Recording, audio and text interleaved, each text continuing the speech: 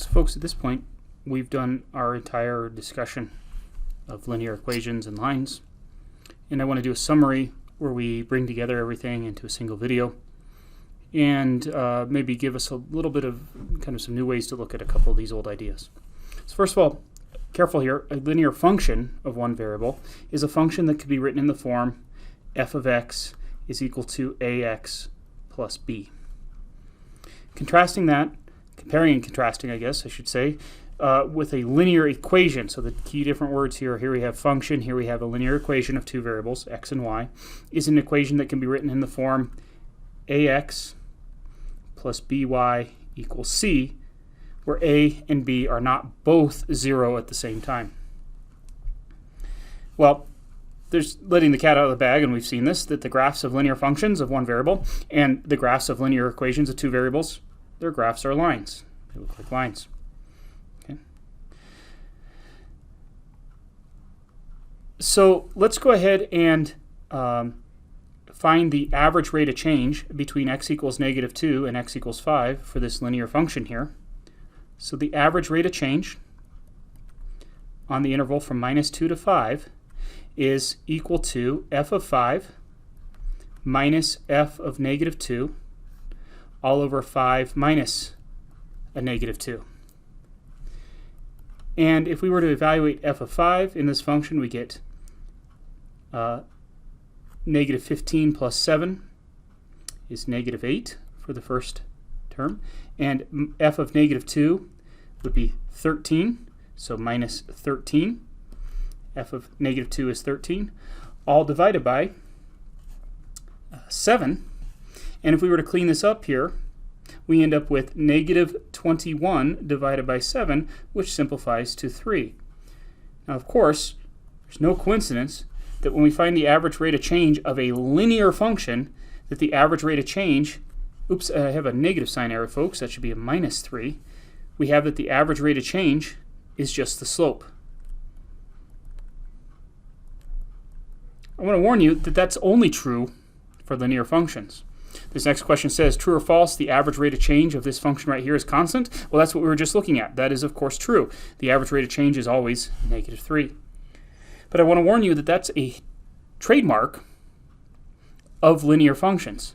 This function right here, f of x equals -3x squared plus 7x plus 5, is not a linear function. And in fact, its average rate of change is not constant. So the key here for this first problem is this one was linear, whereas this was nonlinear. Okay. Always, if we worked with a linear function, when we go to compute the average rate of change, we'll get the same value every time. That will not be true for generic functions like this quadratic here. Okay.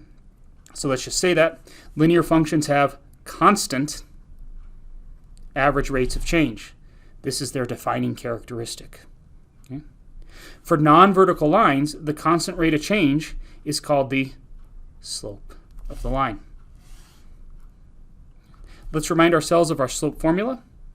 Our slope formula, where we're given x1, y1 as one point and x2, y2 as a second point, is y2 minus y1 all over x2 minus x1. Notice that there's a problematic operation in here, the problematic operation of division.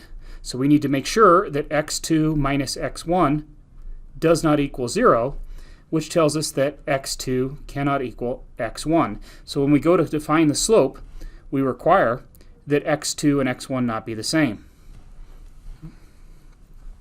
Some special slopes that we learned over the previous few videos is that if we have the equation y equals c, then we say that this line has 0 slope. And the graph is a horizontal line. Whereas if I give the equation, let's go ahead and draw a picture of that graph there, folks. So here is the graph of the line y equals c, and we see that it is a horizontal line with a slope of 0, as opposed to the line x equals c for some real number c. This line has undefined slope, and its graph is a vertical line. So if we look at the graph of, say, a line of the form x equals c, it would look something like this. I want to point out that we don't want to use, in neither of these cases do we use the word no slope. So never say no slope, because you, and your reader for sure, and potentially you, may not be sure what one you're talking about. We don't want to say no slope in either of these cases because that could cause confusion. So we saw these definitions. Two non-vertical lines are said to be parallel if they have the same slope. Okay, so here's this first line, y equals m1 x plus b, and here's the second line, y equals m2 x plus b. These lines will be parallel if m1 equals m2. The two lines are said to be perpendicular if the product of their slopes is -1. Most students don't remember this, although it's a great definition for perpendicular. Most students remember that if m2 is equal to -1 over m1, that is, they are negative reciprocals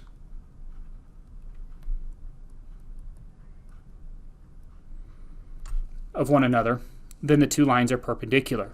But this is what we take as our definition, and in further math classes, this will be the best definition to use when we're talking about two lines being perpendicular. Just another fact, two distinct vertical lines are said to be parallel to one another, and two distinct horizontal lines are said to be all vertical lines are said to be perpendicular to all horizontal lines. That just takes care of the case because we can't talk about the slopes of our vertical lines because their slopes are undefined. Okay, that'll take us through this first page of the pre-work, and then I'll see you on the next page. Thanks for your patience, folks. We'll see you in the next video.